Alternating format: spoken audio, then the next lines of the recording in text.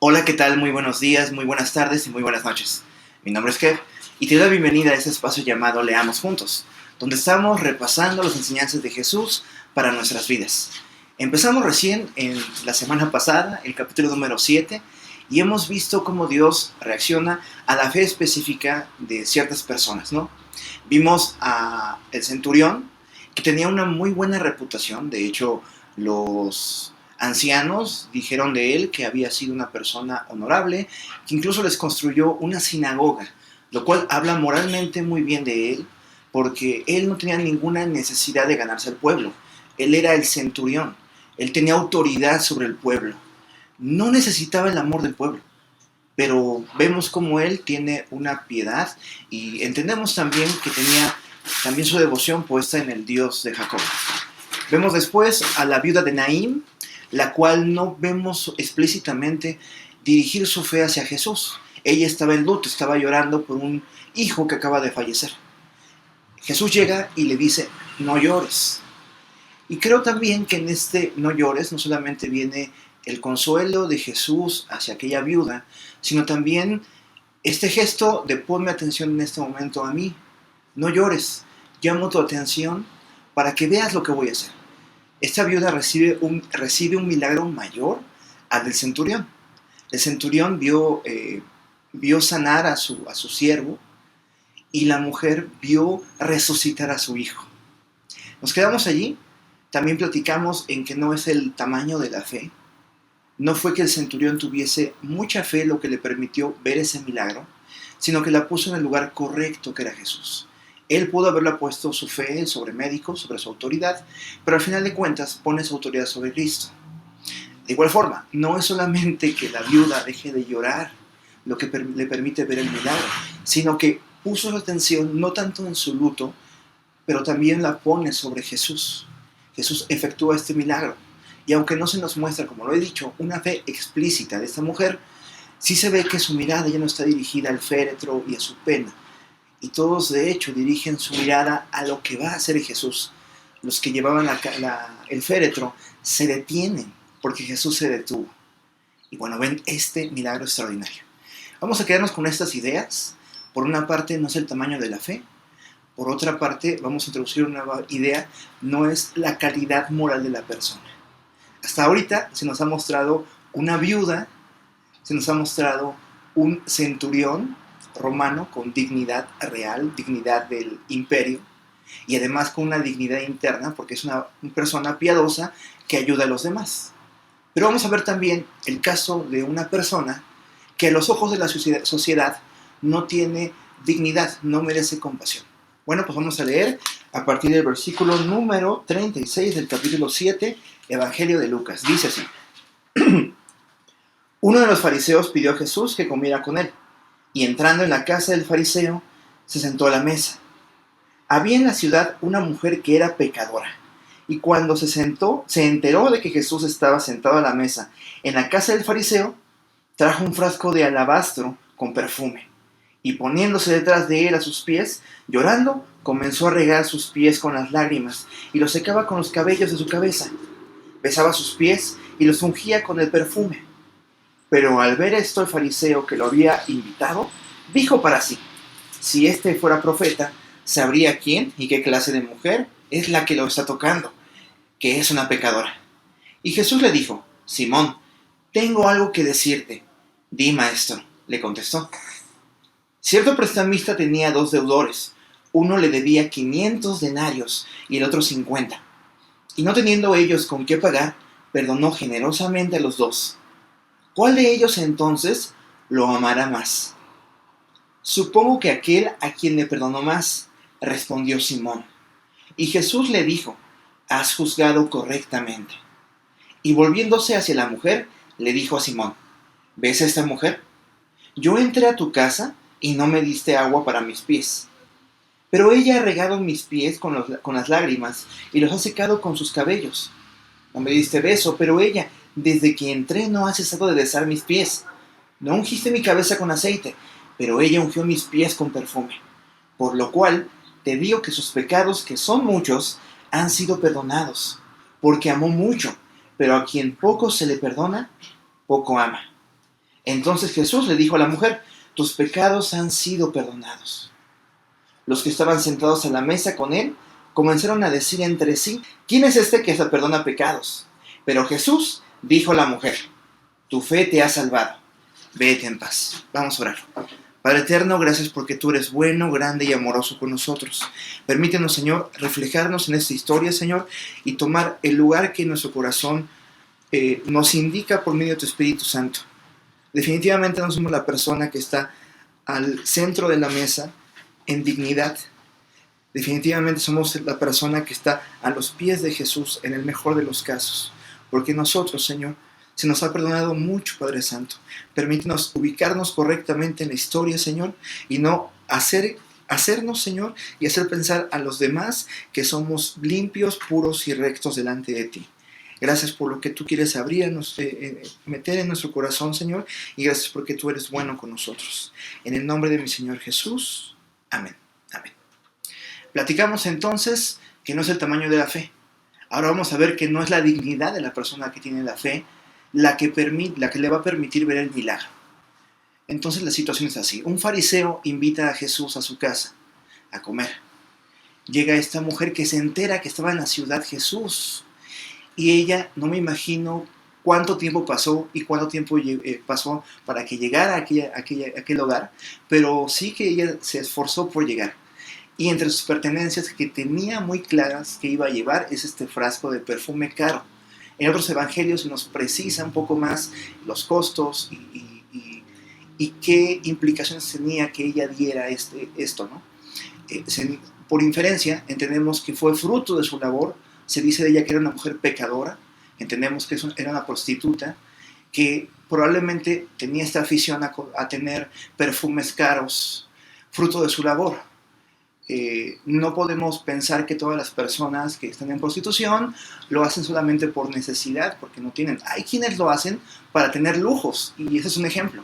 Ella se procuró un lujo, que era este frasco de alabastro, que tenía un precio enorme. Por ahí también otro evangelio, Judas precisa un poco más el precio y dice, qué desperdicio, de esto se pudo haber sacado para dar a los pobres.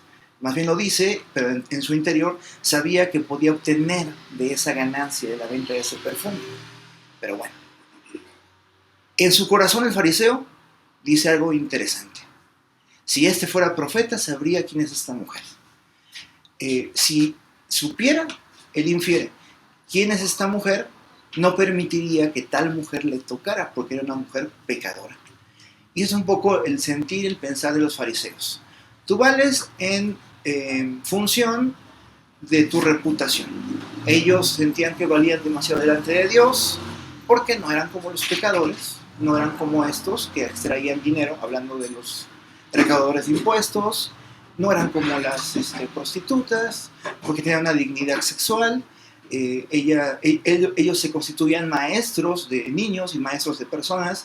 Se nos mencionan otros evangelios que iban con las viudas y hacían extensas oraciones y cobraban por la dignidad de haber tenido el fariseo en el hogar grandes cantidades de recursos, ¿no?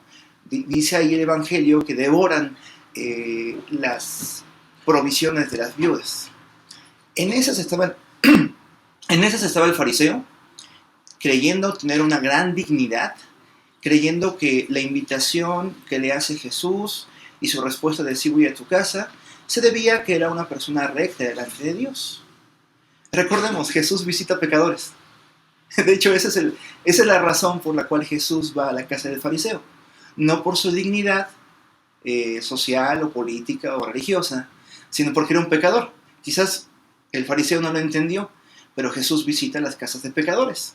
Entonces claro que visita al fariseo que le abre la puerta. Lo interesante es que estaba montado este fariseo en su dignidad, creyendo que merecía el trato que estaba recibiendo. Llega esta mujer, yo me imagino un poco también cómo es posible que esta mujer, no teniendo la dignidad que yo, no siendo la anfitriona de esta fiesta, reciba la atención del Mesías, ¿no? de este profeta, en primer momento, ¿no? Y quizás también fue la razón para desestimar el grado de Jesús, si este fuera profeta. También podría ser que él no tenía ningún respeto hacia Jesús, simplemente sabía que era el rabí del momento y quería tenerlo en su casa como algo con qué presumirles o con qué congraciarse con el pueblo. Bueno, ustedes tienen a este que por profeta, pues miren que perfectamente yo lo puedo invitar a mi casa y él accede, y en esa soberbia podría decir, yo le hago hasta el favor de que venga a mi casa. Si este fuera profeta, sabría que esa mujer era pecadora. Y en esas estaba, mientras la mujer enjugaba con sus cabellos los pies del Señor. Y aquí ocurre algo gracioso, de cierta forma, porque Jesús no se dirige al fariseo que tiene enfrente. Se dirige a uno de sus discípulos, a Simón. Le dice, oye Simón, imagínate que había dos personas que le debían una cantidad enorme a su señor, uno 500 denarios y otro 50, y les perdona a ambos la deuda. ¿Quién crees que les debe más? Todo el tiempo se dirige hacia Pedro, pero incluso la recriminación de, oye, no me trajiste cosas para atenderme, se la dice a Pedro, pero para que le escuche el fariseo. Entonces, de alguna forma, él fue inteligente en darle a entender esta enseñanza sin implicar que iba directamente hacia él. Muy ingenioso nuestro Señor. Pero vamos al punto, a lo importante de este texto. Una mujer que sabía que sus pecados eran grandes, que se pone a los pies de Jesús y que derrama probablemente el mejor de los perfumes de su colección, o el mejor de los perfumes que había logrado obtener por esta actividad que a todas luces era de pecado. Estaba ofrendando lo mejor que podía ofrendar, lo mejor que podría recibir un señor o alguien, ¿no? Pensemos también que este perfume no tiene la culpa de cómo fue obtenido. Ese perfume es valioso en sí mismo y lo derrama sobre los pies de Jesús y lo enjuga con sus cabellos y sus lágrimas. Ahí estaba esa mujer, reconociendo quién era su Señor, reconociendo cuál era su condición, reconociendo que lo más valioso que tenía apenas alcanzaba para, a pesar de su valor, apenas alcanzaba para lavar los pies del Señor. No era para ungirle, era para, por así decirlo, arrastrarse ante Él y decirle, eres mi Señor, eres mi Señor. Y recuerdo algunas canciones que tratan este capítulo concreto, una del grupo Inspiración, poder derramar el nardo que en mí hay y rendirme hoy a ti, pero es duro mi corazón y necesita de tu amor. Y al final dice, solo quebrántalo, quebranta mi corazón como este frasco de alabastro. Otra canción de gospel donde Alabaster Box, donde los coros dicen, sí, vamos a derramar nuestro frasco, iremos y daremos lo mejor a nuestro Señor. Otra canción de un rapero que recuerda la podredumbre en la que estaba, y recuerda esta escena como propia. El fariseo me dijo que yo no soy digno de derramar este alabastro, y se pone en esa narrativa, realmente no soy digno, no entiendo por qué Él me tomó en cuenta y desde cuándo Él tenía la intención de llevarme a su presencia, no lo comprendo, escapa de mi comprensión completamente que yo pueda derramar esto que es insignificante a los pies del Rey. Y creo que todos los que hemos entendido el Evangelio, hemos entendido que necesitamos arrastrarnos al suelo y aquello que parecía a nuestros ojos y a la sociedad más valioso que todo, ponerlo a los pies del Señor. Limpiar sus pies con lo mejor que tengamos. El fariseo no entendía este concepto. No entendía que lo mejor que pudiera tener, sus mejores ropajes, tenían que usarse para limpiar el calzado del Señor. Muchos lo hemos entendido en un momento de nuestras vidas, y sin embargo eso no implica que en otros momentos de la vida hemos sido el fariseo, no por su dignidad, sino por su menosprecio ante Jesús y su menosprecio a las personas que derraman el nardo a Él. Eso es lo que Dios quiere que entendamos en este día.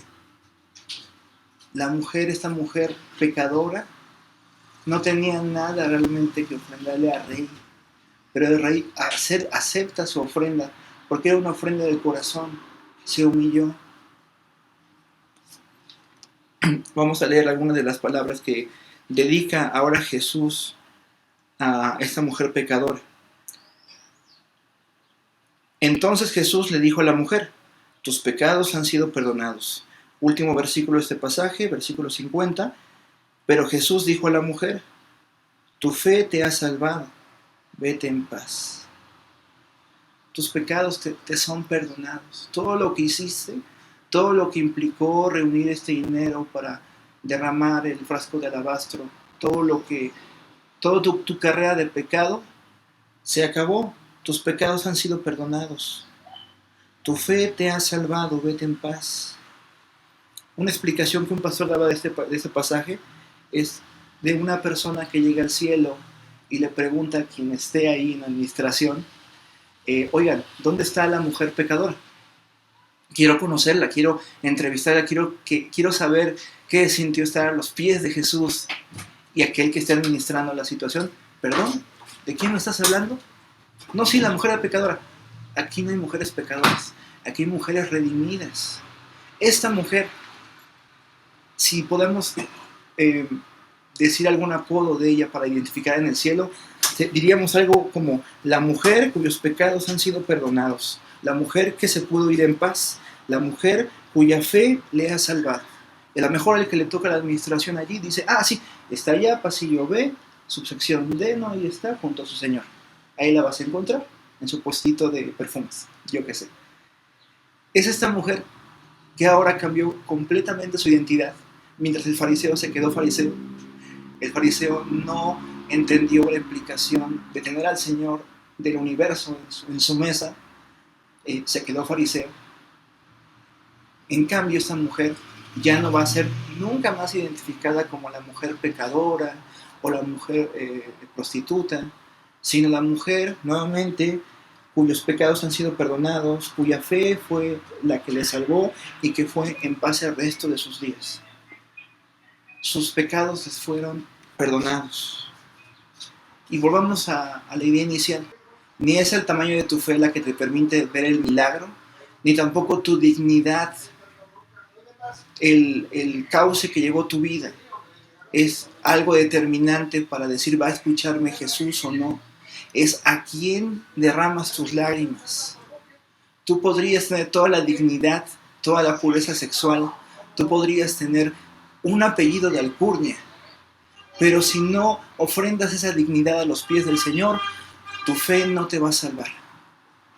Si crees que tú le haces un favor a Jesús por permitirle estar en tu casa y estar en una familia de abolengo como la tuya, no habrás entendido nada. Pero si tú comprendes que no es tu dignidad, sino la dignidad de aquel a quien invitas a tu casa, la que te hizo ser salvo, lo habrás entendido todo. Y algún día también, cuando yo pregunte en el cielo por ti, yo diré: ¿dónde está aquel cuya fe le permitió ser salvo? Y eso te identificará por siempre. Terminamos con esto la sesión de hoy. Gracias por escucharme, gracias por estar por aquí. Cuídate mucho y te pido por favor que dejes tus comentarios en esta publicación, que me digas ahí tu opinión sobre esto. ¿Qué otras experiencias personales has tenido con este versículo? Yo creo que para muchos ha sido un versículo importantísimo que nos ha cambiado la vida. También, si tienes alguna crítica respecto a cómo he explicado este texto, pues adelante.